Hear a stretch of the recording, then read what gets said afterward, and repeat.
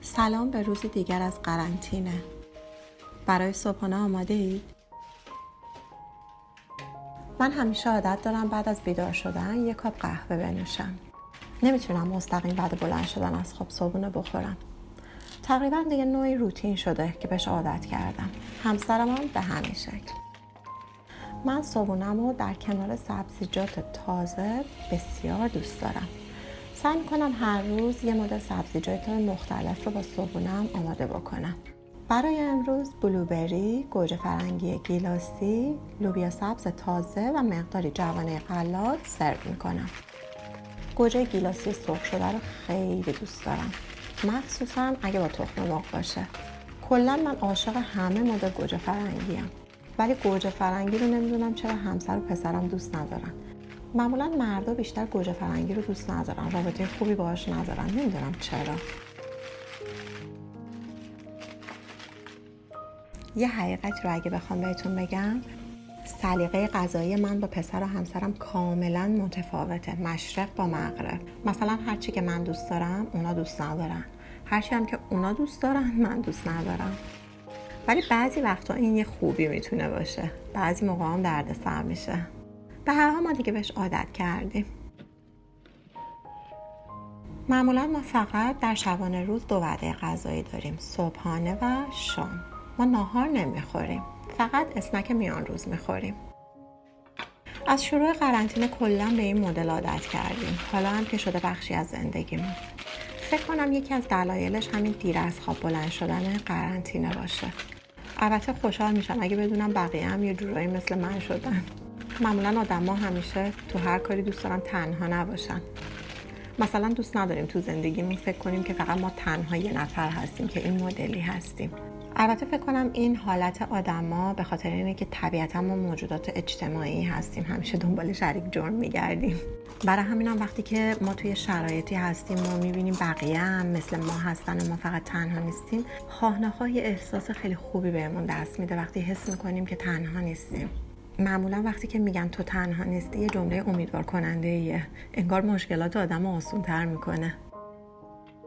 همیشه من وقتی آشپزی میکنم یا کار خونه میکنم به اینجور چیزا فکر میکنم، سعی میکنم حس خوبی داشته باشم، فکرهای خوب فقط، چون این باعث میشه که واقعا حس خوب داشته باشم و امیدوار باشم. ولی واقعیت هم همینه که روزای خوب در راهه. نمیدونم کی، ولی میدونم بالاخره میرسه. مثل اینکه همیشه بعد تاریکی روشناییه، بعد هر سختی آسونیه، بعد هر سربالایی سرپایینیه. و این فکر رو منو قوی‌تر و قوی‌تر میکنه و راهی رو که در پیش دارم رو برام واقعا آسون میکنه. من نمیخوام فقط صرف این که یه موجود زنده ام زندگی کنم، انگار که محکوم به زنده بودنم و باید زندگی کنم. واقعا دوست دارم خوب زندگی کنم و جسم و روحم رو توی این زندگی که دارم میکنم التیام ببخشم و بهشون واقعا خوشی و نشاط و شادی بدم، بدون توجه به اینکه حالا شرایط زندگیم و دور اطرافم چی میتونه باشه. سعی و تلاشم رو توی این راه میکنم و در واقع این شده یه هدف هر روزه برای من. البته میتونه یه مقدار سخت باشه، ولی با تمرین میتونه یه عادت آسون بشه. فارغ از اون چه که تو زندگی خارج دور اطرافم چی داره میگذره، خارج از روح و بدنم، دوست دارم حس خوبی داخل جسم و روح خودم داشته باشم. خب دیگه خیلی زیاد حرف زدیم، بریم میز صبحونه رو بچینیم. آب پرتقال مورد علاقه پسرمه، کره بادومم که مورد علاقه هم پسرم هم همسرمه. من زیاد از بادوم کلا خوشم نمیاد، زیاد میانه خوبی باش ندارم. گفتم که سلیقه غذایی من با اونا خیلی فرق داره.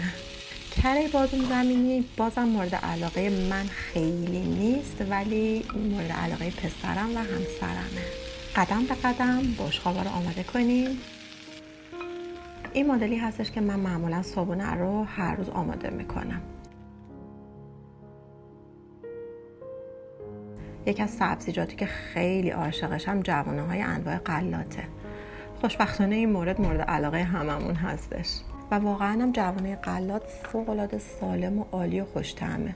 من عاشق اون حس تردی و تازگی جوانه‌های غلاتم.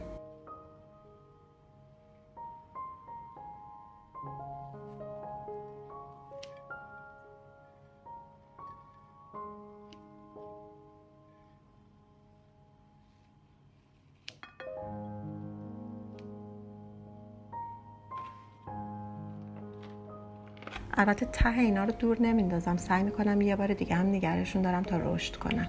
فقط میذارم کنار نور و مقداری آب توشون میریزم و اونا هم یه مقداری رشد میکنن.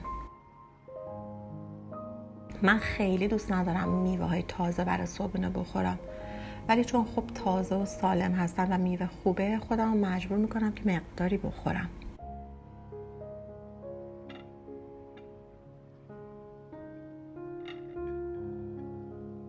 خب بالاخره قسمت سبزیجات بشقاب کامل شد. نوبت تخم مرغ است. شما چه مدل تخم مرغی رو بیشتر دوست دارین؟ من عاشق نیمروام. البته حتما باید سفیده های من کاملا پخته بشه. اگه یه ذرم سفیده خام بمونه اصلا دوست ندارم، سریع جداش میکنم.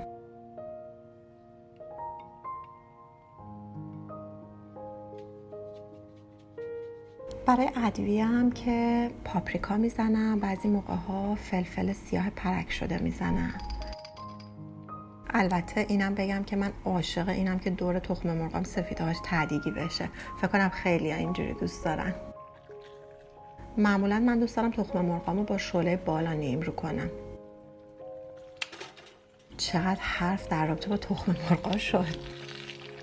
من همیشه دوست دارم تخم مرغامو با نون لواش نرم بخورم، نونی که فلت برد باشه. مثلا نون توست خیلی دوست ندارم با تخم مرغ سرو بکنم. 3 تا تخم مرغ کامل که پسرم میخوره هر روز.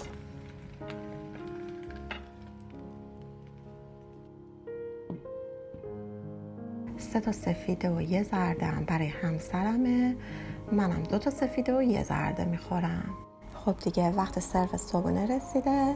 امیدوارم شما هم همینقدر که من از صبحونه ها لذت میبرم لذت ببرین و حس خوبی بهتون دست داده باشه. تا ویدیوهای بعدی دوستان، مواظب خودتون باشین.